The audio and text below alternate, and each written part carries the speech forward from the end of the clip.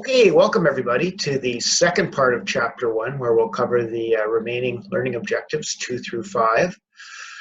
And once we've got that, we'll have the whole overview done for Chapter 1 overview. Okay, so let's dive right into it right now.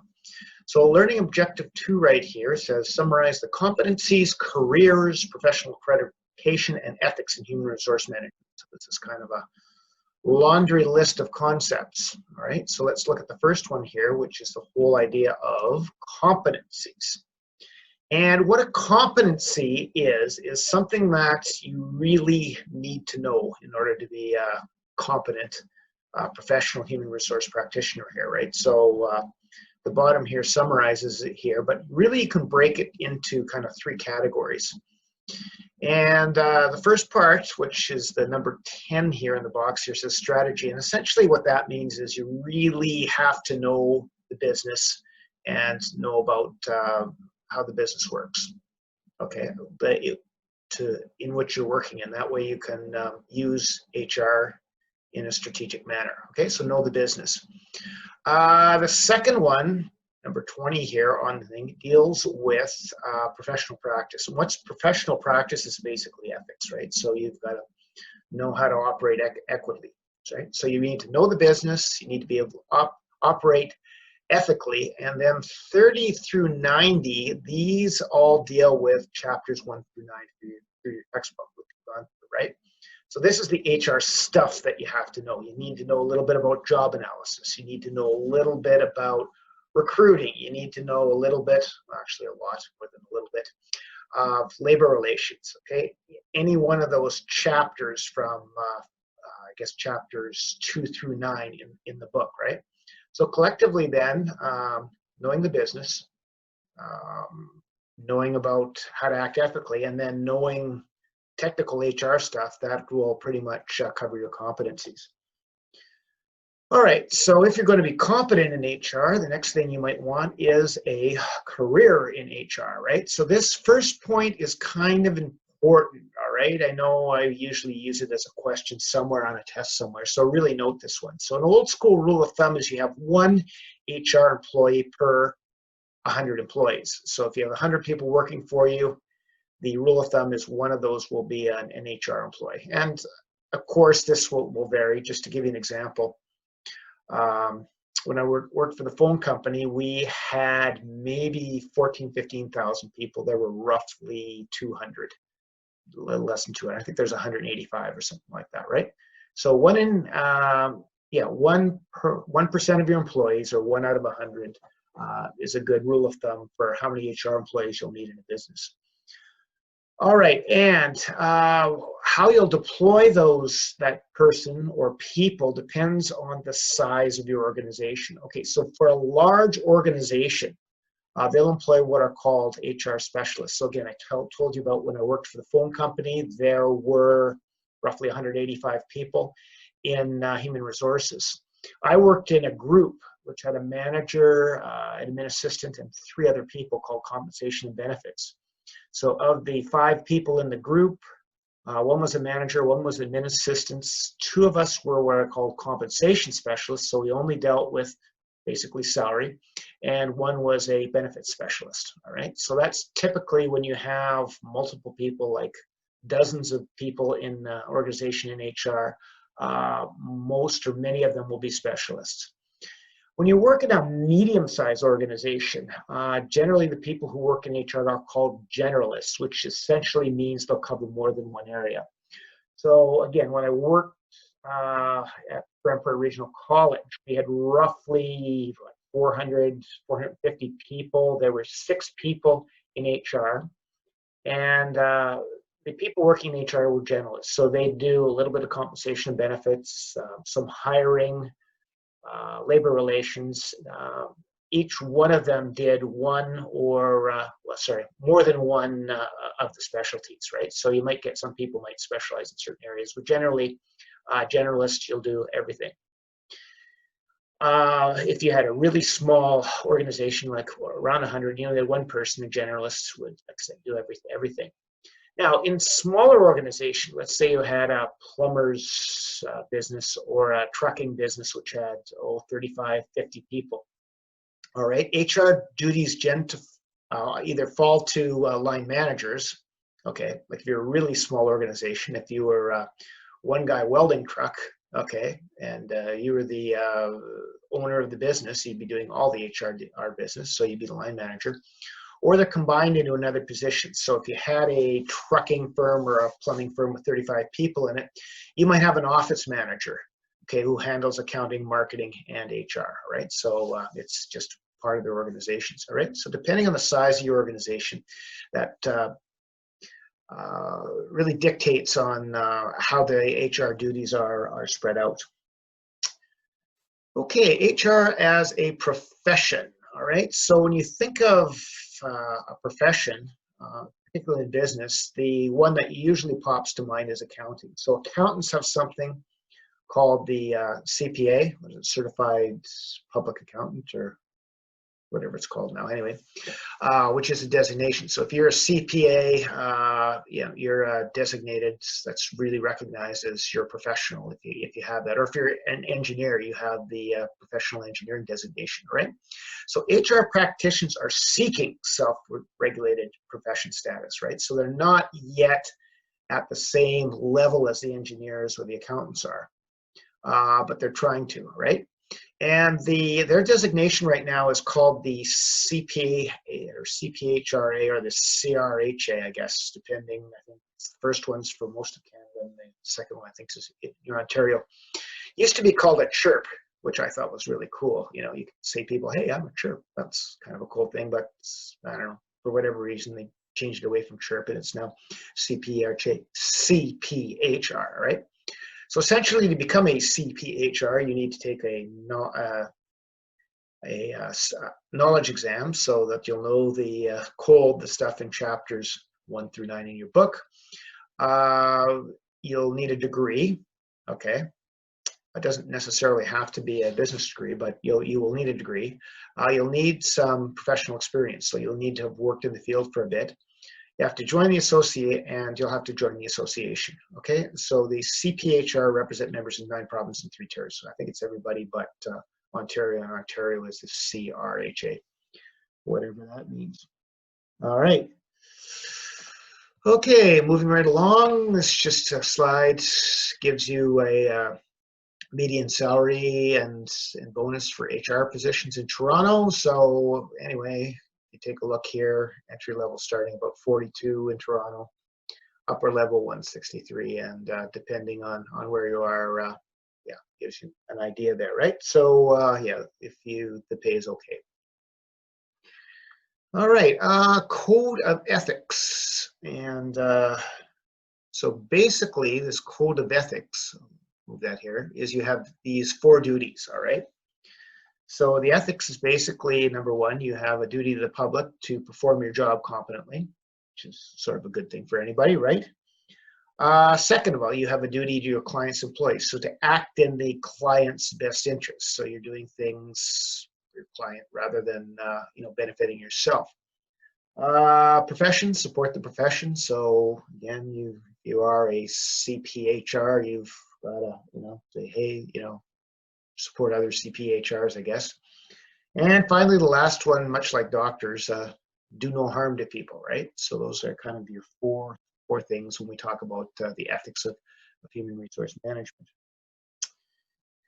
And where are we here? Okay, so let's just cycle back then really quickly to Learning Objective 2, summarize the competence, careers, professional accreditation, and ethics. So what you want out of that one to recap is basically, for your competencies, you need to know your business, you need to know what it is, you need to be able to act ethically, and you need to know the technical part, which again is the stuff in chapters 1 through 9 in your textbook.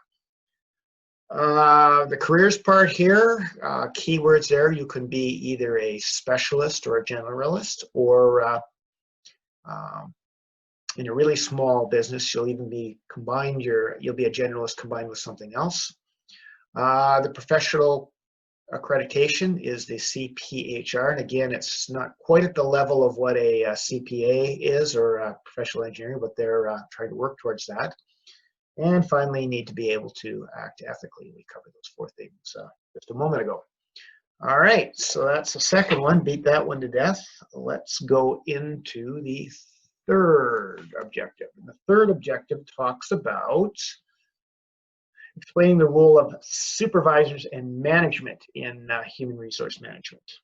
All right, so what does that mean? Well, let's start with HR duties. All right, so the thing you really need to know about HR duties is not all HR work in an organization is done by the HR department. Okay, HR department or HR duties are shared. All right, so line managers do something, HR people do other things, right? Now, you can classify these duties into 3 different classifications. One is HR department-centered duties. So, for example, these tend to be the highly technical things, like selecting a benefits provider. I mean, should we use Manulife or should we use Blue Cross? Obviously, that's something that's fairly technical, so that type of decision would be made by an HR person. Or writing and replacing a recruitment ad would be, again, it's kind of more of a technical specialized thing. So HR people would do those things. The other things you have, the other way you can look at it is manager-centered duties. All right, so these are HR duties done by a line manager. So a boss out there on the, like a foreman or just a manager out there getting the business of the business done, right? So on-the-job training, for example, something your manager or your boss would show you to do, or a performance appraisal interview, right? These performance appraisal interviews generally aren't done by HR people; these would be done by line managers. And the third duty that you have here is shared duties. So this is where the human resource person and the manager would collaborate, okay? And a good example might be employment interviewing. So generally speaking, in an employment interview, if you're doing a panel interview, there'll be an HR person in there and then a couple of, usually the hiring manager and then maybe a couple other managers as well. Or determining the performance-based salary increase. All right, so the manager would recommend an increase and then the HR people would help to determine exactly how large the performance-based salary increase can be. So those are known as shared duties, right? So there's, again, just to remember is like the key thing to remember about HR duties is that HR work is shared. It's not all done by the HR department, right? Okay, what else have we got here? Key duties then of supervisors and management. What have we got? 6 things. This is number 1 is help determine what kind of work needs to be done. So job analysis and design and workforce planning. So your managers will tell you, all right, this is what really needs to be done. And we feel we need this many people, right? So that's a key duty. Generally speaking, managers and supervisors interview job candidates and participate in hiring decisions. Quite often, in my experience, it's obviously the hiring manager is usually the prime decision maker in that with help from HR people. Train, coach, and develop employees. On the job training, the day-to-day stuff, right? Providing performance feedback, which sort of dovetails nicely with coaching and developing. They recommend pay increases and key role in employee relations. And remember, I talked earlier about what employee relationship is really the relationship that the employee has with the company. Oftentimes, the key part of that is how do you feel about your boss, right? So your boss or your manager is really important, has a really important role in the whole idea of employee relations, right? Making sure the employee has a good employment experience and a good relationship with the company. All right, so that was a short one. Cycle back here to learning the role of supervising management. 2 key things that you want to remember, or actually one really key thing. And the really key thing is the role of, or the work of HR shared between supervisors and management, right? Managers are key in some areas, particularly job analysis and employee relations are 2 which pop to mind here. All right, whipping through these things. Objective number 4. Objective number 4 deals with describe trends. Sorry. Okay. Describe trends in the composition and expectations of the labor force. Okay, so basically saying here that the labor force is changing. 4 trends. First one, aging of the workforce. The only growing group is 55 plus. So generally speaking, in Canada or North America, people are having fewer children. Over time, I remember just anecdotally, when I was growing up, back when I was a kid, I love saying that, everybody in the neighborhood had to have 3 or 4 kids. Now, yeah, everybody in our neighborhood, if they have kids at all, it's usually 1 or 2 kids, right? So people are having smaller families, fewer people entering the workforce. So people are hanging around longer. Like me, I tried to retire last year. That didn't work. Now I'm back. Who knows how long I'll be back. But anyway, it's great to be back. I love to be back. But I digress. All right, and because you got all these old folks who tend to be hanging around longer, you tend to have a multi-generational workforce, right? So you have traditionalists, which are people older than me, baby boomers, you know, which is the greatest generation. Love those baby boomers. Generation X, millennials, Generation Z, right? So anyway, there's a larger range of ages, I guess, in the workforce now than there used to be here. A more diverse workforce. Okay, so immigration increases diversity in labor force goals. So when we talk about diversity, there's certainly ethnic diversity, but also gender diversity. Again, women in the workforce are certainly more than 50 years ago. So again, it's not just a whole bunch of if you've ever seen the movie Mad Men, right? Or not the movie, the TV series Mad Men. It's not just a bunch of middle-class white guys anymore here. It's yeah, we have more diverse people. And the last one is an increase in what are called knowledge workers. And knowledge workers are people who use their brains and skills rather than their hands and brute force, right? So just to give you a really simple example, being a TV repairman used to be a thing back in the day, right? So you could have a business repairing TVs. Now, people don't repair TVs anymore. If they do, they just take it's just a matter of throwing out one component and plugging in another module, right? So you don't really need skilled TV repair people who are really good with their hands and wiring and soldering and things like that. On the other hand, as we've become more of a knowledge-based economy here, you have some people called life coaches now, right?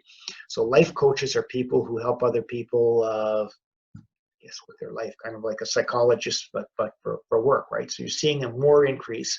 So more life coaches, fewer TV repairmen, right? So these are kind of 4 key trends here. All right, just a little bit of data here showing that it's getting older. So right now, take a look at some old folks here. There's about 35% of the workforce here. And we're going to be in another 5 years, we'll be up 5%.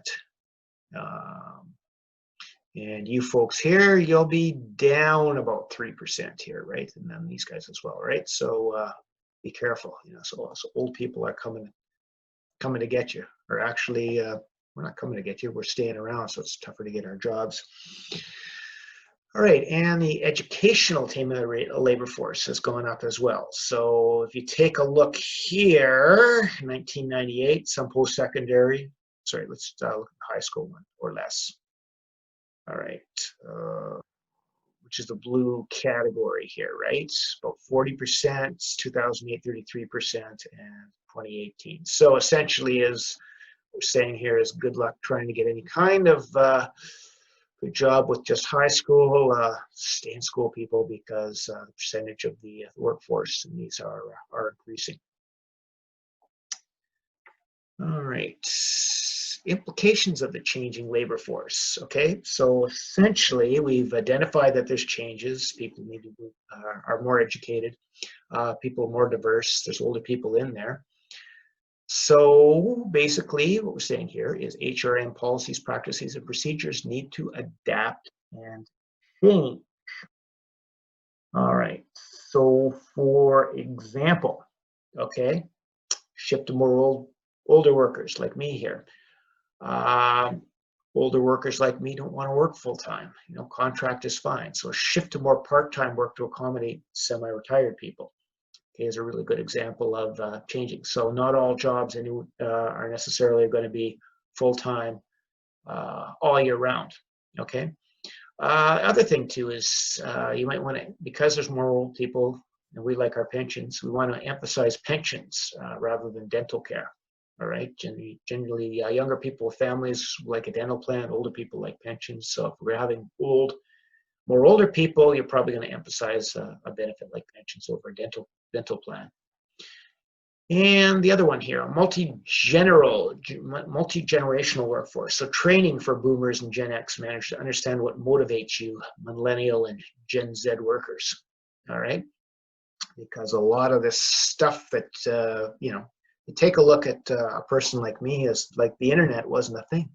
You know, what the heck was an interview? What the heck was an internet? Telephones used to be plugged into the wall. They weren't these little things you carried around, right? So the fact that our experience through life has been quite different than your experience in Gen Z workers. So oftentimes what progressive companies are doing, since boomers and Gen X tend to be managers, is just give them a little bit of training to understand what motivates you, wonderful millennial and Gen Z workers. Okay. And that is basically the chapter 4. So let's just go back really quickly there, cycle back to number 4. So to recap here, describe trends and composition and expectations of the labor force. Number 1 is the workforce is becoming more diverse in terms of age, in terms of gender, in terms of ethnicity. Okay. Number 2, education is becoming more important with knowledge workers. All right, so that's something you need to recap. And then probably the third one, which follows from the 2, is HR needs to adapt practices. All right, so for, again, a couple more examples here. Let's just say with salary, as boomers, we tend to like money. We tend to work hard.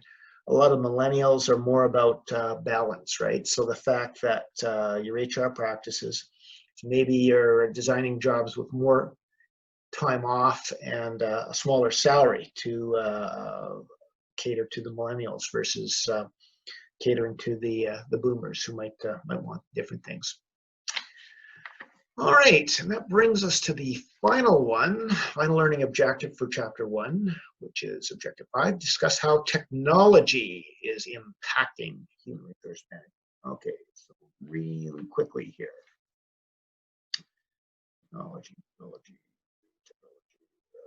Got you there. Okay. So we're going to list 6 technological changes in impacting human resource management. Number 1, social networking. You may have heard about it. You know, apparently this Instagram thingy is big. This LinkedIn thingy, Facebook. So people like Facebook, TikTok, Pinterest, whatever heck else is the flavor of the day. That has had an impact on human resource management. Probably the biggest impact would be in the area of recruiting and communications. Something like LinkedIn, for example, really great way to do some recruiting, right? But there's other applications as well. But that's one. Artificial intelligence, so personal assistance, predictive capabilities, wearable technologies. The one that pops to mind there is GPS. So the fact that if you've got a driver out, you can attach a GPS to him or her or his, and then you can figure out how fast they're driving, what route they're doing. So anyway, you can monitor them, right? So That's an example of artificial intelligence. Robotics, okay, robots can perform work tasks. Really good example of that is the average assembly line for an automobile. A lot of that stuff is robotic, whereas in the past you would have had people doing some of those assembly jobs. HRIS, which stands for Human Resource Information Systems. Okay, so the capability to store large quantities of employment data. One of a really cool applications, this is something called a skills database. So again, when I worked for the phone company, you can have a database of all the skills that people have. Remember, nunchuck skills, computer hacking skills, bow hunting skills. Well, probably more like wiring skills if we were talking about phone company employees. But anyway, you can store the skills in a database. So rather than going out to try to recruit and hire somebody with a particular skill set, first place to go is dive into the database and see who in the company has that skill set. Maybe it's better to promote them rather than hire a new person. Mobile devices. People tell me that these cellular devices are popular. Finally learned how to text about 4 or 5 years ago and changed my life. Not necessarily in a good way, but again, I digress. But anyway, when we talk about mobile devices here, so really that's happened is people are working 24/7, particularly instructors right now. Students figure that they should be able to hop on their phone and email the instructor anytime or anywhere. So anytime, anywhere access. I guess the good thing about that is we don't have to have face-to-face office hours very much anymore, but mobile devices have changed the way that people work, obviously.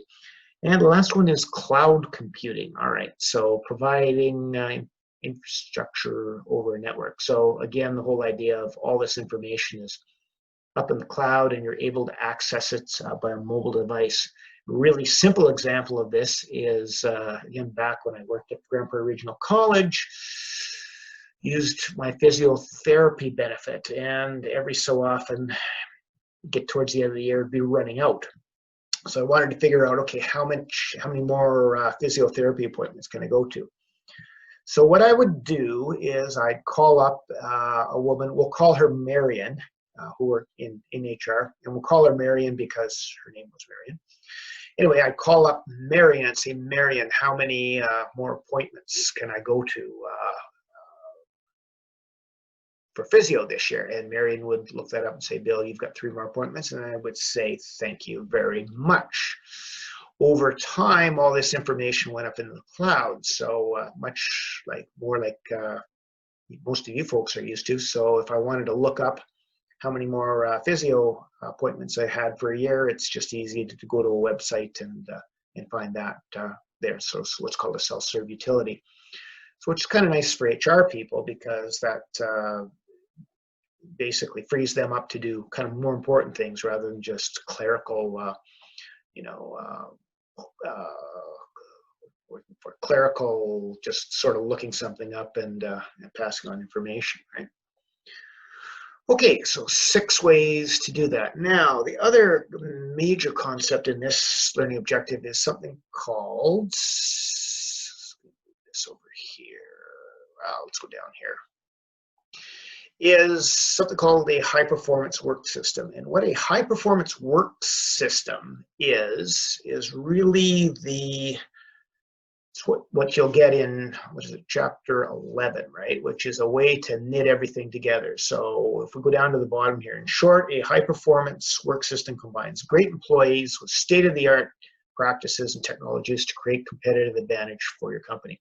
So essentially, when we get to chapter 11 here, they'll talk about, all right, well, your firm should have a high-performance work system. So we'll hire the best employees, we'll give them the best technology, we'll train them the best, we'll use all the good stuff in terms of performance management and compensation and benefits. And that by doing that, you're able to create a competitive advantage for your company. And if you take it out of context, they seem to be arguing that this is the way that most and or all companies should go. And I would argue, this next slide is what your textbook doesn't tell you about HPWS, high performance work system, is that that's not necessarily the way for all companies to win. Okay, and HPS, a high performance work system, is one way to win. It's not the only one. All right. So other ways, rather than having the best employees, is you can win. You can with low cost, superior product, superior distribution, superior image, or others. And just to give you a really quick example, if you take a look at the difference between, let me move this back up here, there.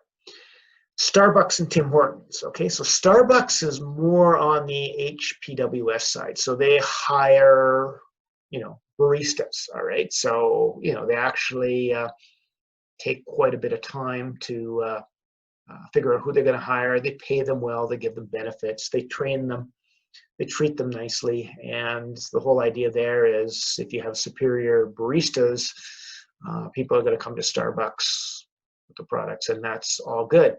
Tim Hortons, on the other way, not so much. What does Tim Hortons do? Well, they've kind of dumbed the job down to the fact that labor, and forgive me, if you work at Tim Hortons, and by the way, I like Tim Hortons. I own shares in Tim Hortons as well. So anyway, I'm digressing here. What I'm trying to say here is they've taken more of a low cost. Okay, so the fact that rather than having a barista, I just have a machine, and you don't even need to know how much cream to put in the coffee. You just need to be able to press a button for one cream, press another button for two creams, right?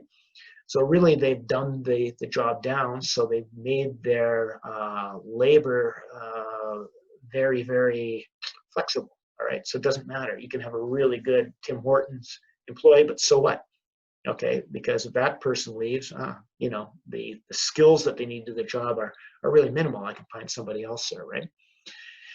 And does Starbucks do well? Absolutely. Does Tim Hortons do well? Absolutely. Okay. One takes more of a high performance work system. Another one basically tries to win through low cost and technology. All right.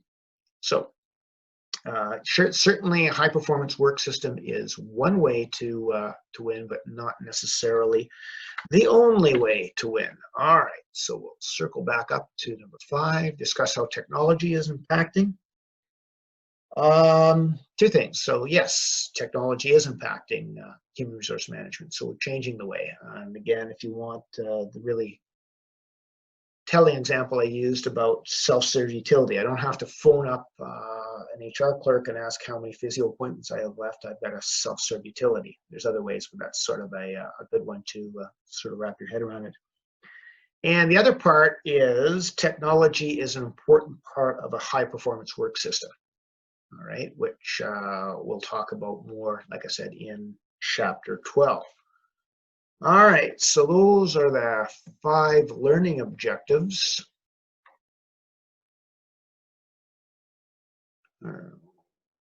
Sorry, go this way. All right, we're into the last one. So this is a summary slide then for the entire chapter 1 here, and I'll just go over really quickly.